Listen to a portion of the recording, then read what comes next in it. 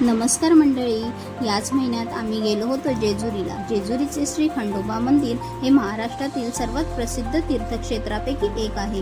पुणे जिल्ह्यातील जेजुरी गडावर वसलेले हे मंदिर मृत्यूलोकी दुसरे कैलास शिखर म्हणून ओळखले जाते आणि इथे येळकोट येळकोट जय मल्हारचा गजर करत भाविक पिवळा धम्मक भंडारा उधळतात। इथे भगवान खंडोबा यांची पूजा केली जाते, जे महाराष्ट्रातील अनेक समाजांचे कुलदैवत आहे।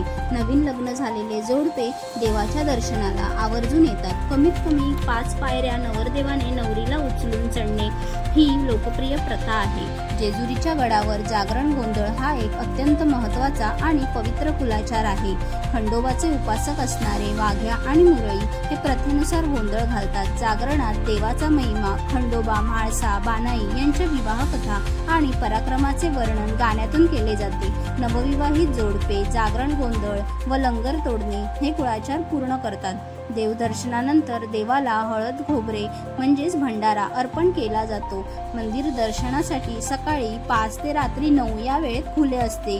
जेजुरीला जाण्यासाठी आम्ही एसटी ने गेलो होतो। मुंबई सेंट्रलवरनं सकाळी ठीक 8:15ला मुंबई सेंट्रल टू फलटण वाया स्वारगेट पुणे ही गाडी थेट जेजुरी डेपोमध्ये संध्याकाळी 4 वाजेपर्यंत सोडते।